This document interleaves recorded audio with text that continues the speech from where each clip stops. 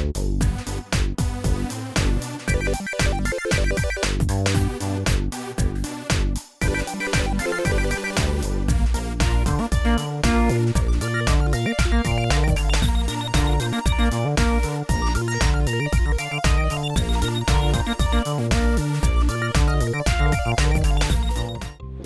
guys, welcome to an all-new episode of Duvall's Collection Expansion Extravaganza right here on ToyWorldOrder.com. Welcome my lovely co-host and my beautiful wife, Carrie Duvall. Hi, baby. Gang, this show is all about the stuff that we find at flea markets, garage sales, antique malls, trades on Facebook, and so much more. And it's fun to do this show for us because not only does it give me a chance to finally put up a lot of the stuff that we buy, because we don't ever really put it up after we buy it, we save it for the show. And it piles up and piles up and piles up. The toys feed the show, not necessarily the addiction at this point. That's what I tell myself. Yeah. Huh? Mm-hmm. Yeah, that's what I thought from the peanut gallery over there. Why don't we talk about some of the cute little Disney stuff we've got here? These we found at a garage sale recently. And I'm pretty sure these are both Knickerbocker stuffed Mickeys. His tag is so worn I can't read anything on it. Yeah, so. Unfortunately the tags are pretty much toast. This one you can read it, but it doesn't say much. Walt Disney character. This one might have been from the parks, but I'm pretty sure these were still created by Knickerbocker in some shape or form, because Knickerbocker was pretty much responsible for most of the stuffed animals in the 50s, 60s, and 70s for the most part. I mean, Knickerbocker was such a huge part of Disney for the most part because they did so much Disney stuff. This one's cute because it's just a little Mickey Mouse. He's just a Mickey in a blue jumper, and he's got a Mickey Mouse Club shirt on, which is kind of adorable. His back, for some reason though, is split. Somebody split his seam split open there, so his little stuffing's kind of poking out, but it's not falling out. You can't see it because the shirt's in pretty good shape. Pretty cute though. He's still got his nose, and these are ones that are pretty notorious for. Yeah, this one's missing a little tiny bit. For the noses, because the noses were just glued on to the faces. So these stuffed animals in the wild are really notorious for not having the noses on them. They just have a little space where the noses were. Yeah, because there's a really cute one of these at an antique mall we go to a lot. Yes. He's been there forever, and every time I get excited because I'll see part of it, and then I'm like, oh yeah, because his whole nose is gone. Yep. And a lot of times. And I'm sure we could buy. You could replace the nose technically, but where's the fun in that? I love these old stuffed Mickeys though, especially from the 60s, 70s, because it's such a cool part of Disney history for us to kind of have these in our collection. While we'll probably never own any of the original like stuffed Mickeys that came out in the early days of but it's nice to have these little guys because they're cute. This Mickey Mouse's Clubhouse, Mickey Mouse Clubhouse. I'm adding letters where there shouldn't be letters. Mickey Mouse Clubhouse Mickey is really adorable. Say it again. I know, gosh dang it. Mickey Mouse Club Mickey. Yes, thank you. Well, I'm so attuned to saying Mickey Mouse Clubhouse because, well, that was the thing that was on recently. That was the kids show, and I liked that a lot. I watched it quite a bit. This Mickey Mouse Club is pretty cute though. This one, and then this bigger one here. I'll trade you. This is actually more of the classic Mickey design. He's got his red shorts with the yellow polka dots. His nose doesn't match. No, it's his nose, but it doesn't match. This Mickey's got a tail, which should tell you something because not a lot of Mickey toys anymore have tails. I just noticed that too, and I was like, that's weird because he doesn't have one. Yeah, a lot of the early stuff have tails. This one.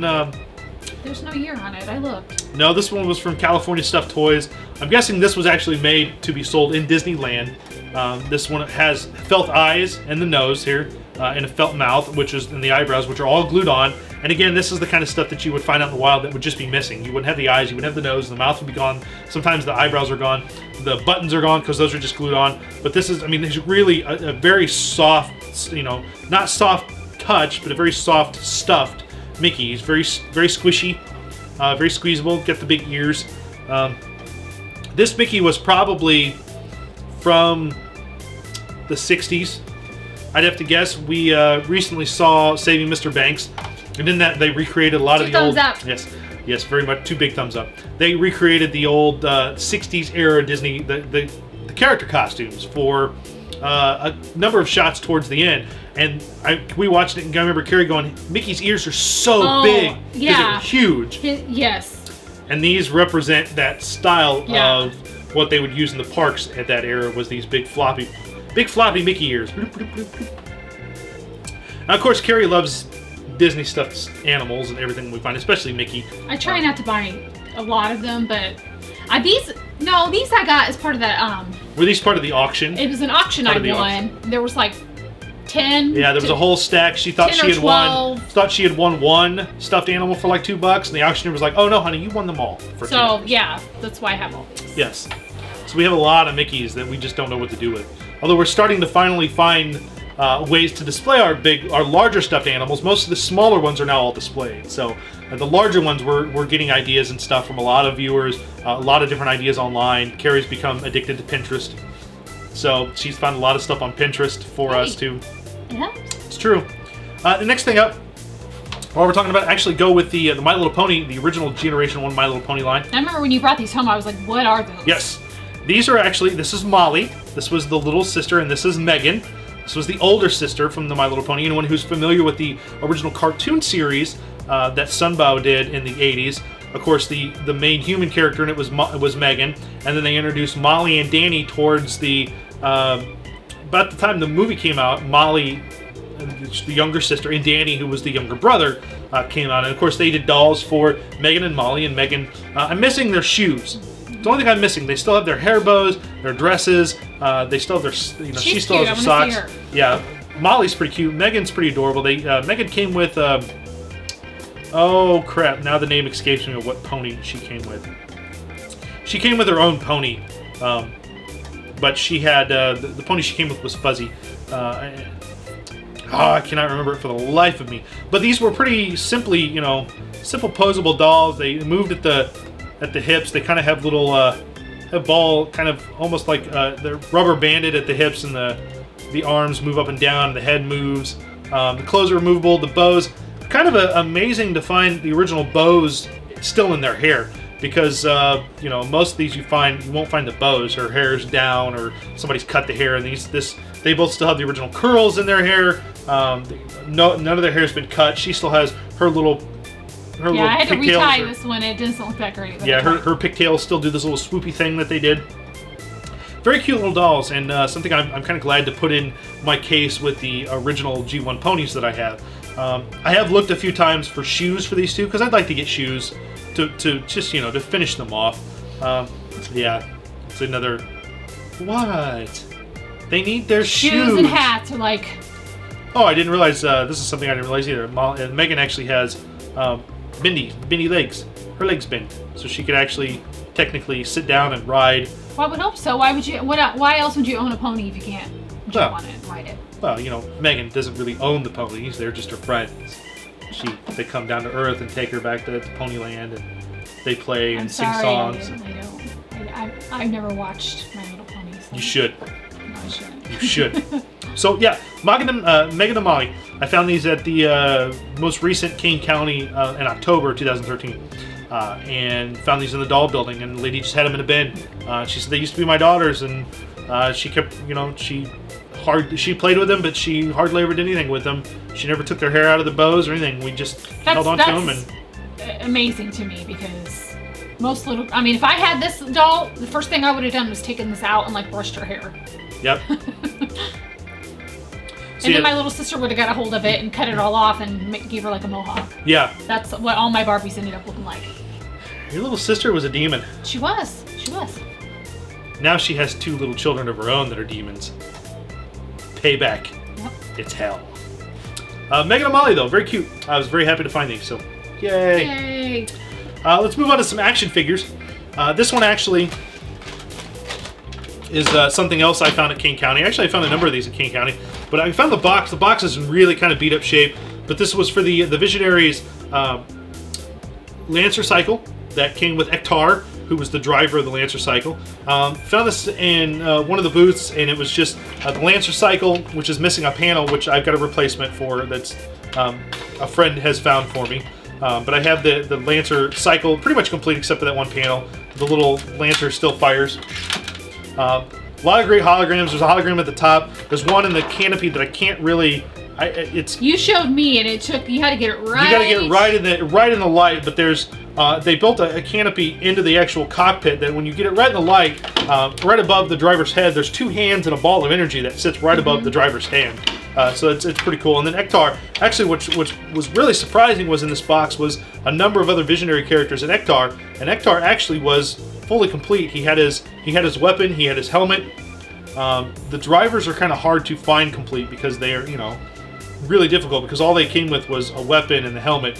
But he's in pretty good shape. The hologram on his chest is still viewable, and it's a very, very nice one of the smaller vehicles. There were two small vehicles and a couple of larger vehicles. So, and of course, the side panels had a hologram on it.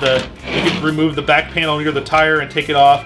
I will take. I've got some Visionary figures to show you, but I want to show you this. It actually had a spot because you can actually take the good guys' staffs, and there's a spot to put it in the back of the Lancer cycle so they could carry a staff into battle as well. So it's very cool. It's a very neat vehicle. A very cool line from Hasbro. Is this the same as those guys you have with the chests that are cut out? No, Hasbro did Visionaries. Okay, that's this. Right. Tonka did Supernaturals. Okay. Yes. Okay, then they're not the same. No, which I have all the Supernatural characters. Okay. And with this episode and what I'm about to show you, I now have all the one of the two smaller vehicles and all of the basic figures that were released, all loose and complete now. Sorry. Oh, you all right there? Am I boring you? Good. And then a couple of other Visionary figures that I've got now loose and complete with their weapons. Can't remember. You know I'm gonna ask because I always. Was this a cartoon? Yes, it was a cartoon. Can never remember his name, unfortunately. But I've got. These are neat though. Yeah, I like the. I've got Leoric. So which one came out first? Which and did they like get mad at each other? No, Visionaries and Supernaturals came out about the same time. Okay. So I've got Leoric, who has his staff and his whip. Witterquick, who has his staff and his boomerang. Oh look, it's a horse and then it's like a. Yeah, and the holograms were cool because they were. And it's like a boy trying to basically punch when you through it or something. Basically when you moved the staffs here. Probably hard to see on camera, but it really is. neat. But yeah, when you the Oryx was a horse, and then it morphed into an owl for wisdom. And of course, he had his chest piece was a lion, and he had a whip, little whip, and then he held. These figures are all kind of basically built like GI Joes. They were held together by rubber band like GI Joes. So after a while, the rubber bands start to deteriorate, which a couple of my figures are getting to the point where they kind of need their rubber bands changed out. But only bad thing about these figures is because the way they were designed, they don't stand very well with their staffs. Like they don't want to, you can't really pose them easily in order to hold their staffs as well, because they just don't, the arms just don't want to move at all. You whipped. I am, actually, pretty badly too. Ow, that kind of hurts. I just wanted to see. I'm like, some of this looks dangerous. Yeah, it's a little, give me that before you put my eye out with it. What's he got, a boomerang? He's got a boomerang. Witterquick had a boomerang. I wish I could remember his name. People are going to yell at me because I cannot remember. I never remember his name. But I remember for the longest time, finding his weapon was the hardest thing because it's just this little four-pronged... What is it? Well, I mean, it's just like a dagger. Oh. The Visionaries' weapons are probably some of the hardest to come by next to like their helmets. So getting these guys complete is actually kind of a feat in itself. And I was lucky through some trades as well as Kane County that I was able to pretty much complete all of these for relatively very little money. I actively went to Kane County with the thought in mind that I wanted to look for weapons and helmets for these characters, and I found a dealer that had a whole, just like a big bucket full of 80s weapons that let me dig through them and sold them to me for like $2, $3 a weapon. So a little pricey for the weapons, but I still managed to finish out all of these figures and complete them for less than $100 altogether, including the Lancer cycle. So, which is not a bad deal, and people will tell you with Visionaries that's not a bad deal at all. So, very very cool figures for Visionaries there. I told him this whip needs to be turned around. Yeah, they're like I said, they're kind of don't really hold stuff well. The next up, before we head towards some board games, this is something that these figures, all of them, is something I've wanted for a long time. And I think on a Flea Market Finds a long time ago, we showed off the 2-pack of these, and Kenner released a line of figures based on Bill and Ted's Excellent Adventures in the 90s. And I had Bill and Ted, and I had the little speaker that they came with, because you would put a cassette tape and a cassette tape player and plug them into the speakers and squeeze their legs, and they'd play their guitars, and sounds would come out the speakers. You squeeze their legs, it would produce sound out the speakers from the tape. Very neat little novel thing, but all I ever had was Bill and Ted. I never had any of the other characters. I never had the 2-pack, which was Bill and Ted dressed in kind of like tuxes. Never had those. Luckily, thanks to King County, as well as a recent Toyman and my dealer friend Danny, I was able to complete this line, except for the phone booth, which I have coming. So I found, let's see, at King County, which started it, I found Genghis Khan, who has his little, his staff comes apart, and basically he holds the 2 parts, and you can take his vest off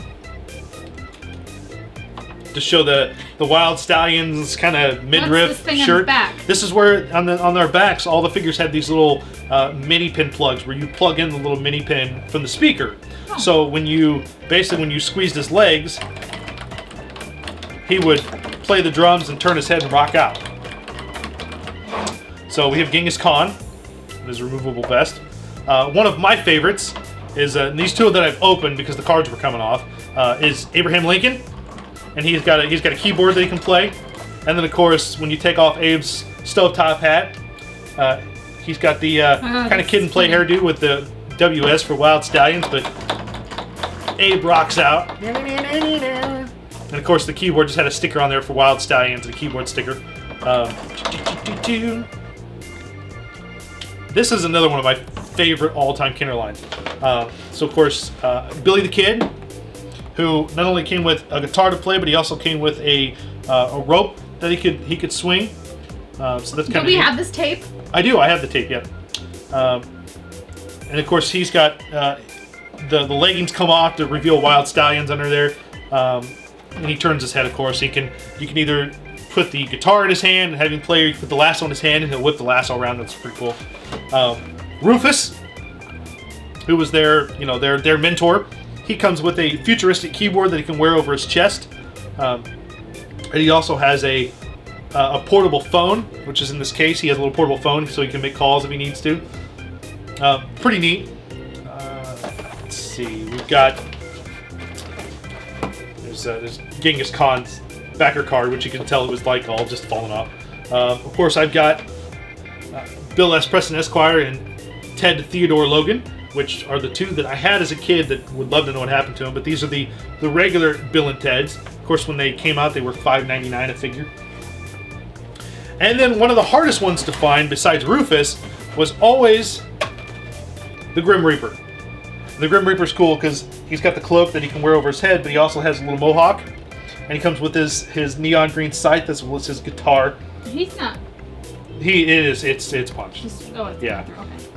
Okay. I was able to trade some extra supernatural stuff that I had for basically this whole lot. All of these, Abraham Lincoln, Bill, Ted, all this. And finish off Bill and Ted's. And my buddy Danny even has the phone booth for me, which he actually forgot to bring that day. So I do have a phone booth. I just need to pick it up at the next Toyman. But I always thought these figures were, while they didn't last, they didn't sell well, it's still just it's a fun little line. It's great to display. I love playing with them. I just love. And of course, like I said, when you squeeze their legs, if you held it squeezed, the music would continuously come out of the speaker. But if you let go, it stops. You can just start and stop, start and stop, start and stop. You can do fun stuff like that. It's really, really cool line. Love this toy. Love it. Love it. Love it. Love this toy. Are they ever gonna do another movie? They keep discussing a 3rd film, and it's still very possible that it'll happen. There's a script. I know that both Keanu Reeves and Alex Winter, who of course played Bill and Ted, Alex Winter wrote it. They desperately want to do another movie because they have a story they'd like to tell of basically of Bill and Ted and their 40s and things haven't gone the way they should have when they saved the world from in both movies and saved time, and so there's supposed to be a really good story, but we'll see what happens. I love Genghis Khan though; he's my favorite. Rawr. Of course, you can put his weapon together, and he could just have this big battle staff that he could swing into battle, stab people with. Let's say we check out a few board games here. And we'll wrap this episode up. So, first board game I have, it's kind of neat. It's the $6 Million Man Bionic Crisis game. And this game is pretty... I don't know how to describe this game. This one doesn't look like it's going to be fun to figure out. This game, it's basically you have these four crisis cards like this. I don't know the exact details, but you pull these little cards out, and then you get these. Each player gets some of these little colored pegs, and you have to create this design that's on this. So it's first player to correctly complete a bionic circuit path on his console is the winner. So it's very. Looks like something we'll fight over. Yep. Yes, very much so. But I think everybody draws. The cards all have numbers on them. Yes. Interesting. So I'm not sure how this gameplay works, but I know it has something to do with drawing one of these cards and setting it to the side, I believe, and then drawing one of. You're right there, the little rubber band sheet. Rubber band broken. And then you have to basically I think you draw a card, and like 33 would be 33 on here, and you have to put one of your pegs. To match. Yeah, trying to match the card. Trying to match the card. Yeah. So. Interesting. Yeah, it's very. What year is this from? This would be from 1975. Yeah, 75. Very cool though. These, I'm surprised the four of these are in good condition as they are, because these are just. I mean, they're literally the cheapest plastic that they could have made anything with in the 70s, and to have all four of these survive in such great shape. There's no tears or rips in them. It looks like this game was hardly ever played, which is a kudos to me. These don't look like they've even been. Yeah, they're a little warped just due to age, but they don't look like they've been beat up at all. I mean, there's a ton of different cards to select from and different circuits that you could try to complete. But yeah, basically, I think you set one of those down, and then everybody draws a card, and you keep playing until you can create your circuit, basically. So, a very interesting game. I love the artwork on the front of it, though. Yeah.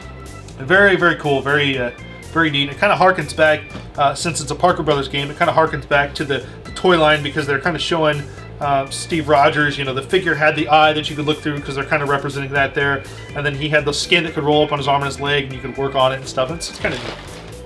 Kind of a neat idea. I'll set that there. This next one is a game a lot of people probably know, but I picked it up. It was in a lot, and we kept a bunch of the games that we got out of the lot, and we basically gave a bunch of them the goodwill, because they were games like, they were just Monopoly. And then we used some of the pieces to make a snowman. We did, if you follow me on Twitter or Instagram, you saw our snowman. Which came from extra games from an auction. This actually, the reason I kept it is because it's so freaking old. This is... I've actually played this, I had this. This is 1961. This is the 1961 version of Stratego. I mean, this the artwork on here is just amazingly old. Just old board art. My dad and I used to play this game. All the Stratego pieces are still here, which is cool. I remember all of this. Just old style Stratego pieces that they just don't make anymore. Very, very old style, It was the only reason I kept it, because I'm like, it's from the 60s. I mean, look at the artwork on the center card for in there. That was just the spacer. Just the family. Where's there. The directions? Oh, okay, in the back of the box. Yeah, okay. The directions in the back of the box. I have never played Stratego. I can honestly say that I've never played this game. So I don't know. This isn't necessarily a game you'll ever see played on board. Mostly because we kind of made the declaration that we weren't going to play known games. We're going to play classic games like Monopoly or Stratego or stuff like that. But I kept this and wanted to show it off just because it's so stinking old and it's so amazing. The artwork on this is just just spectacular. I mean, it's just beautiful, beautiful artwork for the 60s. And it was complete, so I was like, well, why wouldn't I keep this game from the 60s? It's neat. I'll hold on to it. Even though it's a common game that they still do make, why not? It's from the 60s. It's all there. You don't see games this old that often in this nice a shape, so very cool. This one is a very, very weird game from 77 called The Cattleman. It's a Western strategy game. Yeah, I can't wait to get this one It's out. from S&R Games. An exciting land-grabbing, claim-jumping game in the Old West, pitting one land baron against another. The object of the game is to take over all the land and industries in the Old West. It contains an 18.5-inch square playing board, 1 deck of Old West cards, die-cut markers in 4 colors, die-cut gold and silver coins, and 2 pair of die. And, again, the game board for this. There's your game board. It's just Wild West. That's pretty much it. But inside here, you get all these. There's all these different colored die-cut pieces. Yeah, they're like wooden dice. Gold coins. All these gold and silver coin pieces. There's gold. There's silver pieces. All these cards. There's a bunch of cards. Gold Rush. All this. You receive $200 from the bank. I mean, look, there's like money underneath here. There's gold and silver pieces. Reminds me a little Monopoly, a little bit. Kinda. I dropped a little piece. Oh no. Okay, I'll get it. All right. I mean, there's a lot. I mean, look if you can see inside there. Look at the amount of cardboard coins there are and markers. I mean, all these little different colored markers.